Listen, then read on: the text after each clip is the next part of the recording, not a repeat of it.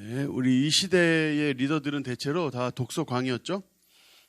뭐 여러 가지 조사들로 입증이 되었는데, 뭐 독서가 얼마나 중요한가 하는 것은 뭐 우리 너무 잘 알고 있습니다.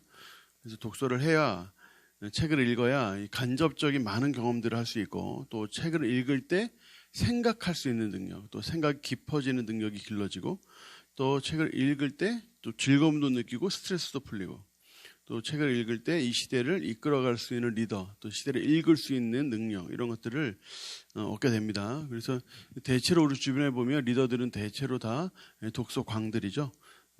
그 맨체스터 유나이티드 예전 감독이었던 우리 알렉스 퍼거슨 감독도 독서광이었다고 하죠. 항상 쉴 때마다 책을 항상 놓지 않았다고 하고, 빌 게이츠 회장 이런 분들도 오늘 나를 만든 것은 동네의 공립도서관이었다, 이렇게 이야기할 정도로 책을 가까이 하는 사람이었습니다.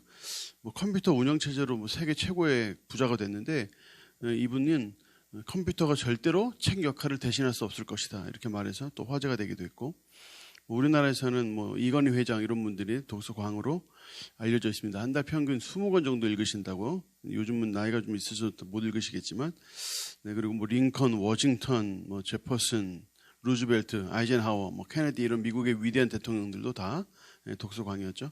그래서 우리가 책을 다 열심히 읽고 해야 되는데, 책을 읽을 때는 뭐 크게 두 가지 방법이 있습니다. 다독하는 방법이 있고 정독하는 방법이 있죠. 다독은 여러 가지 책을 그냥 무조건 잡아다가 읽는 겁니다. 그냥 계속 읽어대는 거죠. 그렇게 하면 굉장히 폭넓은 지식을 쌓을 수 있고, 또 여러 가지 분야에 또 많은 관심들을 가질 수 있고 얻을 수 있죠.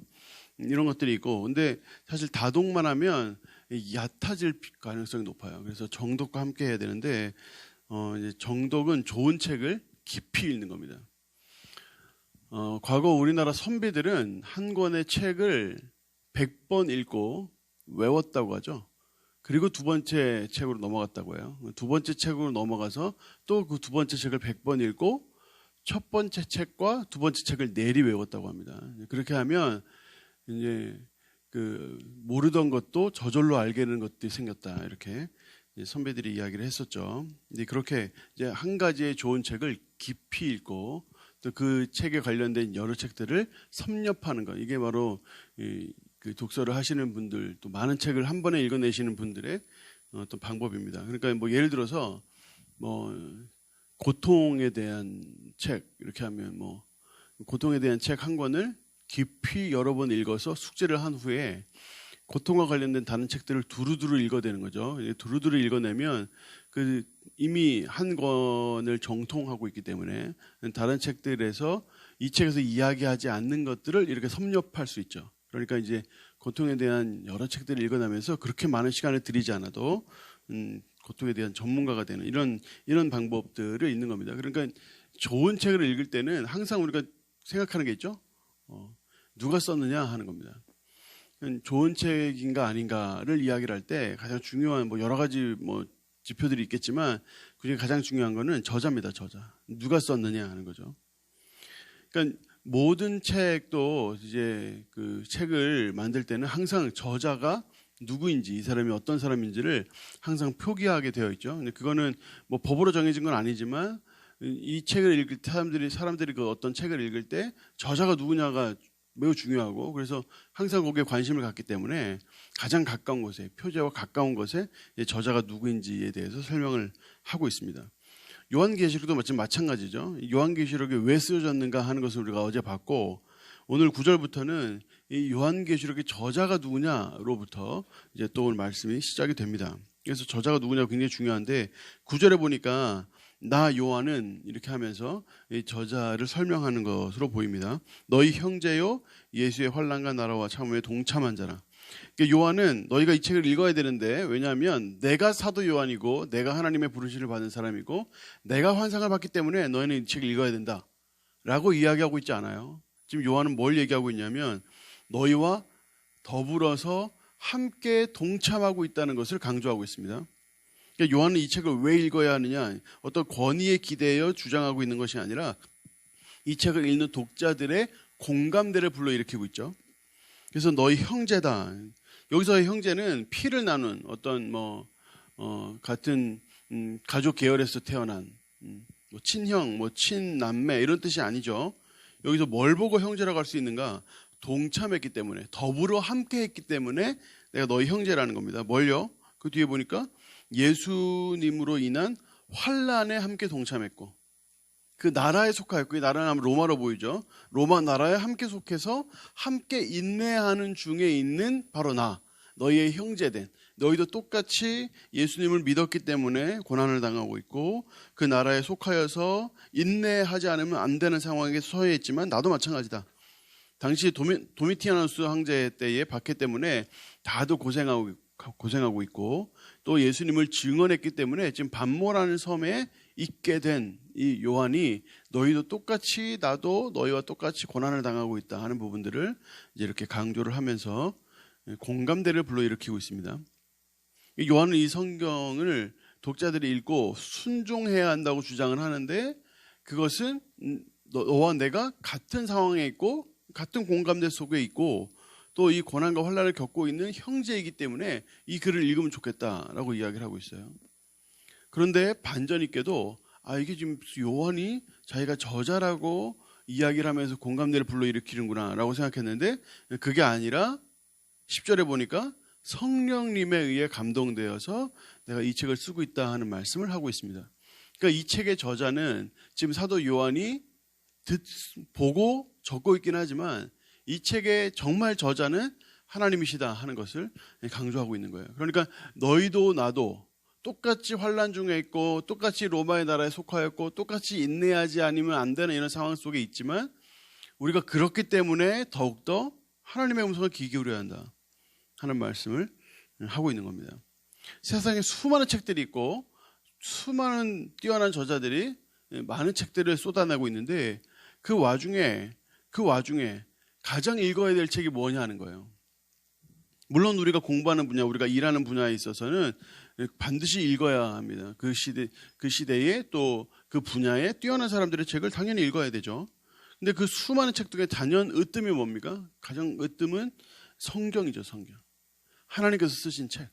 하나님께서 모든 환난과 또 나라에 속하여 인내하지 않으면 안 되는 사람들을 위하여 쓰신 책. 그 책을 우리가 가까이 해야 하는 거죠. 성경을 가까이 할 때, 성경을 읽고 또 읽을 때 하나님께서 그 가운데서 우리에게 말씀하시고 또 모든 환난과 어려움에서 인내할 수 있는 능력과 힘과 또 이것을 이겨낼 수 있는 또 그 은혜들을 우리에게 허락하시는 거죠. 이 말씀이 언제 주어졌는가 하는 건데, 오늘 10절 말씀 보시겠어요? 10절. 거기 보면 주의 날에 이렇게 시작합니다. 주의 날에 성령에 감동되어 내 뒤에 나는 나팔 소리 같은 큰 음성이 들었다. 그러니까 이 지금 요한이 하나님의 말씀을 듣고 있는데, 그 말씀을 들을 때 그게 언제였냐면 주의 날이었다는 겁니다. 주의 날. 주의 날은 지금의 일요일을 의미합니다. 주일. 주의 날은 다 함께 예배하는 날을 의미해요. 월화수목 금토가 다 있는데 왜 하필 우리 주님은 주일에 나타나셔서 지금 사도 요한에게 말씀하고 있을까요? 이 말씀은 요한 개인에게 주시는 말씀이 아니기 때문에 그런 거예요. 이 말씀은 교회에 주시는 말씀이에요. 교회 공동체에 주시는 말씀이에요. 이 말씀은 사도 요한만을 위한 말씀이 아니라 교회 공동체에 하나님을 믿고 따르며 그 뜻대로 살고자 나아가는 예배하는 그들에게 주시는 말씀이라는 거예요. 그러니까 교회 공동체에 주시는 이 말씀이 누가 말씀하시는 것이냐, 뒤를 돌아서 보았더니 예수 그리스도께서 계신 거예요. 거기 인자 같은 이런 표현이 나오니까 예수 그리스도를 말씀하는데, 예수 그리스도의 모습을 신적으로 표현하고 있습니다. 그러니까 우리가 예수 그리스도의 모습을 보통 이렇게 상상해 보면 십자가에 달려서 피 흘려 죽으시는 장면, 또는 이 땅에서 많은 백성들에게 가르치시는 모습, 뭐 이런 등등의 모습을 이제 우리가 보통 상상을 하죠. 이 땅에서 예수께서 보여주신 모습이죠. 그런데 오늘 말씀에는 예수님의 모습이 아주 신적으로 표현되고 있습니다. 12절에 보니까 내가 음성을 알아보려고 돌이킬 때에 7 금 촛대를 보았다라고 했고, 그 촛대 사이에 인자 같은 이가 발에 끌리는 옷을 입고 가슴에 금띠를 띠고 그 머리와 그 털, 그러니까 머리카락과 그 털의 그 희기가 양털 같았다고 그랬고, 그 눈은 불꽃 같고, 그 발은 빛난 주석 같고, 또 그 음성은 많은 물소리 같고, 그의 오른손에 7 별이 있고 그의 입에는 좌우의 날성검이 나오고. 여러분, 이런 것을 그림으로 그릴 수 있겠습니까? 예수 그리스도의 모습을 그림으로 표현할 수 있겠어요? 그림으로 표현이 안 돼요. 지금 사도 요한이 예수 그리스도를 볼 때 그 어떠한 존재보다 더 위험 있고, 그 어떠한 존재보다 더 크며, 그 어떠한 존재보다 더 두렵고 강한 존재로서 지금 사도 요한이 예수님을 보고 있는 거예요. 그리고 그 얼굴은 해가 힘있게 비치는 것 같았다. 당시 도미티아누스 황제가 자신의 왕권을 유지하기 위해서 자신을 신격화하고, 또 지방 정부들이 다 자발적으로 왕을 신격화하기 위해서, 왕을 섬기기 위해서 그 마을의 주변에 있는 이 교회들과 하나님을 섬기는 이런 교회들을 핍박해 나아가면서 그들을 계속 종용하고 있었어요. 그러니까 황제를 신으로 숭배하기를 종용하고 있었어요. 계속적인 핍박이 있었고, 그러니까 그들에게 동화되거나 또는 그들에게 순응할 수밖에 없는 이런 상황들이, 그런 상황 속에 계속 몰리고 있었죠. 그런 몰리는 중에 그 당시 로마의 중심부라고 할 수 있는 소아시다, 지금의 터키 지역, 지금의 터키 지역의 이제 7 교회들에, 이제 말하자면 당시 기독교의 중심이라고 할 수 있는 소아시아 7 교회에 주님께서 도미티아누스 황제의 그 위엄보다 더 큰 주님의 모습을 지금 사도 요한에게 보여주고 계신 거예요. 예수 그리스도는 절대 연약하지 않습니다. 그분은 이 시대의 최고의 우주의 대왕이시고 온 우주를 다스리시며 또 이 땅의 최고의 위엄자가 되시는 분이세요. 그 예수 그리스도를 보고 지금 요한이 어떻게 됐어요? 마치 죽은 자처럼 되었다고 했어요. 죽은 자처럼 되었다. 예수 그리스도의 모습을 보고 그 두려움에 휩싸여서 죽은 자처럼 되었어요. 그 죽은 자처럼 되었던 이 요한에게 주님은 오른손을 얹어 이렇게 말씀하십니다. 17절 하반절에 있는데요. 두려워하지 말라. 나는 처음이요 마지막이다. 그러면서 88절에 곧 살아있는 자라. 내가 전에 죽었었노라. 볼지어다 이제 세세토록 살아있어 사망과 음부의 열쇠를 가져노니. 여기 보면 예수께서 자기 자신을 표현하는 장면이 나오죠.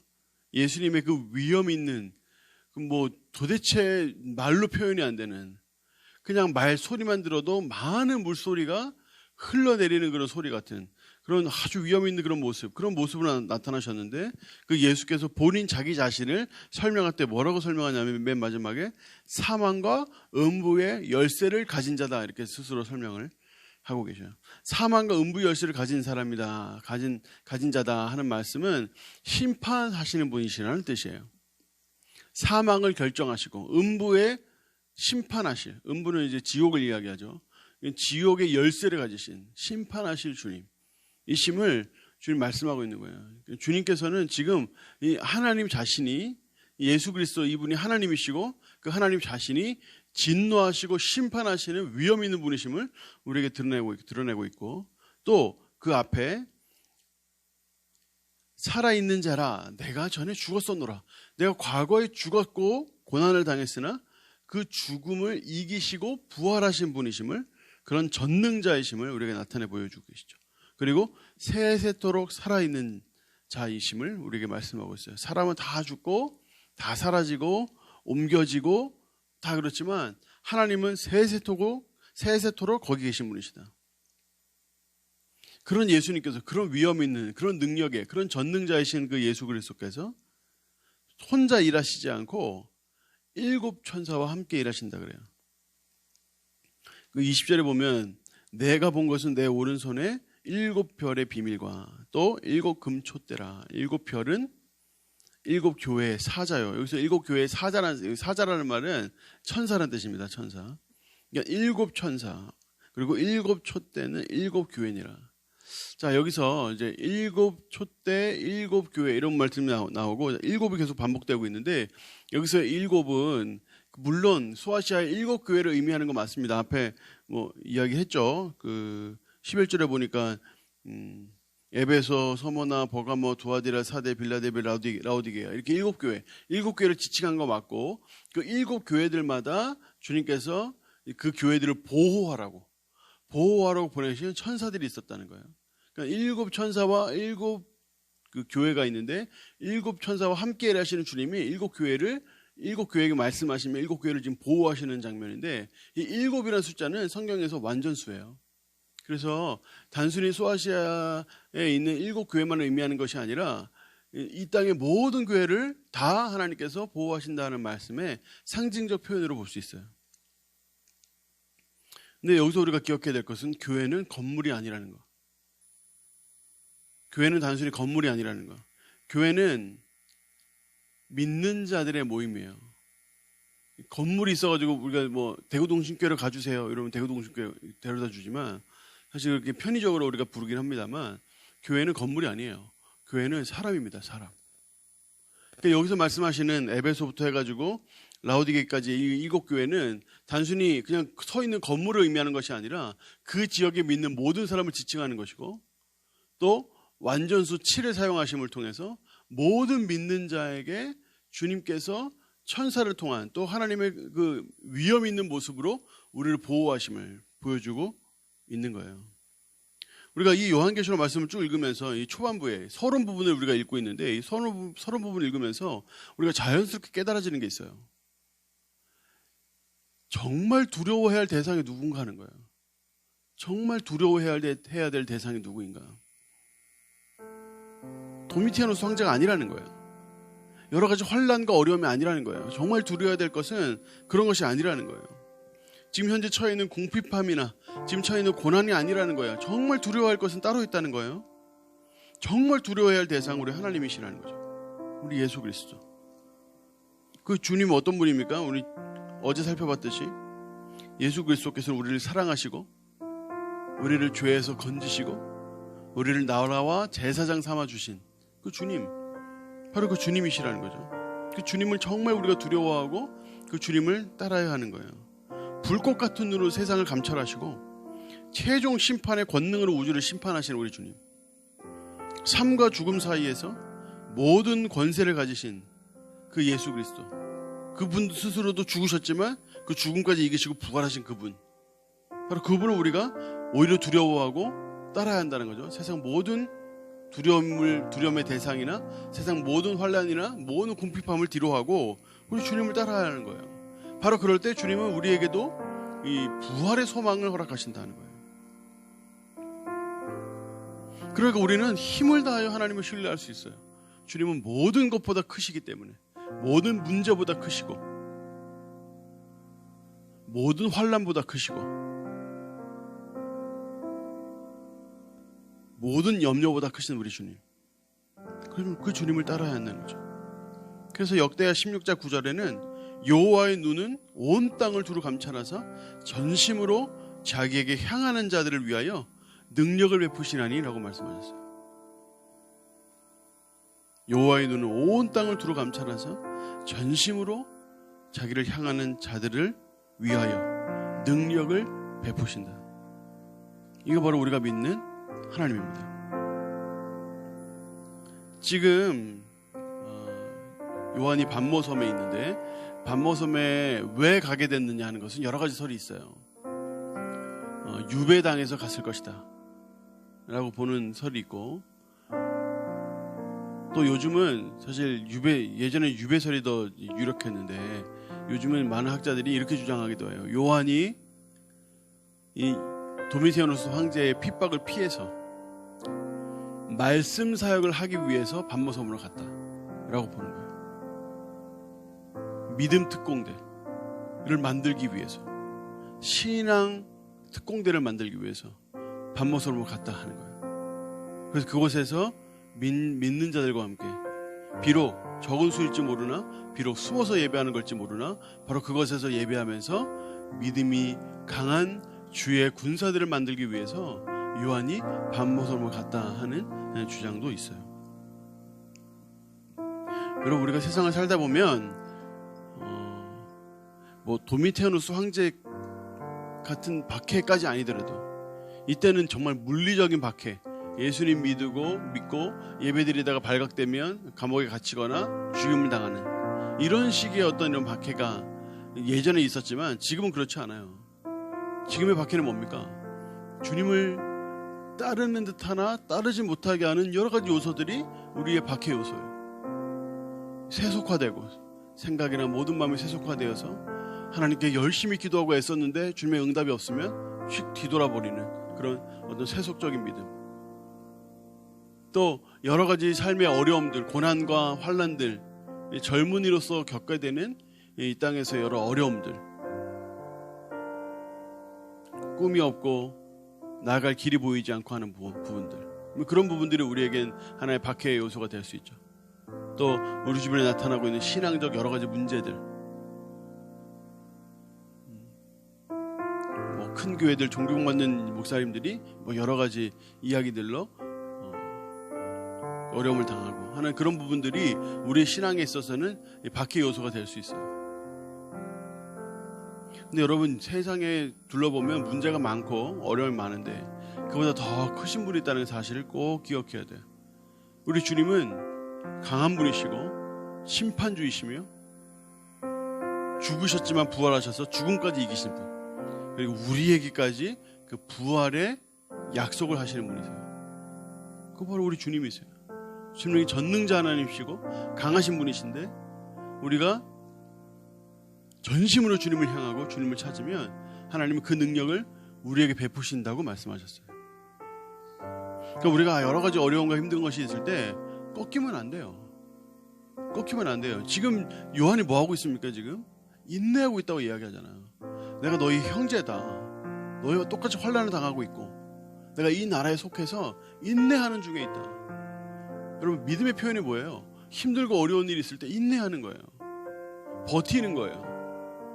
꺾이지 않는 거예요. 밀리지 않는 거예요. 거기에 버텨서 인내하고 있는 거예요. 바로 그 인내하는 시간이 지나면 그 인내하는 시간이 연단이 되고 그 연단을 통하여 소망이 우리에게 임한다. 이것은 단순히 이 사도 요한만 경험한 일이 아니에요. 사도 바울도 환난이 인내를, 인내가 연단을, 연단이 소망을 낳는다고 말씀했고, 또 이외 모든 믿음의 조상들이 다 어려움과 환난 중에 인내하여 연단받아 이 시대의 소망이 되어 왔다고요. 하나님께서도 우리 모든 삶에 그와 같은 고난을 허락하실 수 있어요.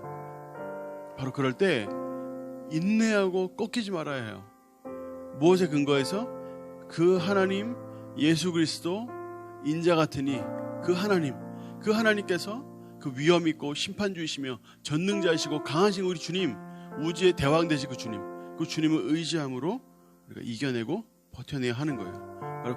바로 그럴 때 우리 예수님께서 우리에게 부활의 소망을 주시고 또 힘을 다하여 주님을 신뢰하도록 이끄시고, 그리고 그렇게 전심으로 주님께 향하는 자들에게 하나님의 능력을 베푸신다 하는 거예요.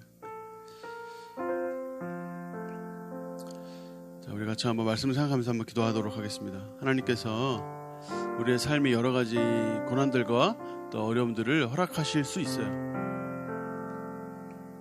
그러나 그것은 우리가 꺾이기 위해서 꺾이라고 주시는 것이 아니라 인내하고 환난 중에도 버텨서 그 더 존귀하시고 더 강하시며 그 어떤 문제보다 더 크신 우리 주님을 발견토록 이끄시기 위해 하나님의 섭리입니다.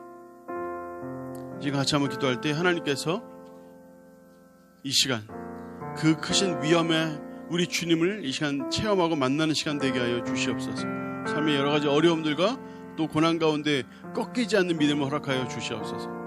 나만이 아니라 내 주변에, 내 사랑방어 내 주변의 사람들 중에 힘들고 어려움을 겪는 이들에게 하나님, 그들에게 주님 나타내 주셔서 하나님의 그 부활하신 그 능력, 그 죽으심을 이기시고 부활하셔서 세상을 통치하시는 그 우주의 대왕이신 그 위엄을 그들에게 나타내 보여주셔서 하나님, 그들도 꺾이지 않게 해주시고 나도 꺾이지 않게 해주시옵소서. 인내하며 버텨 연단받아 소망이 되는 우리가 되게 하여 주시옵소서. 인생의 역전, 인생의 그 놀라운 하나님의 그 반전을 체험하는 우리 인생이 되게 하여 주시옵소서. 우리 다 같이 한번 기도하겠습니다. 은혜로우신 하나님 아버지, 감사합니다.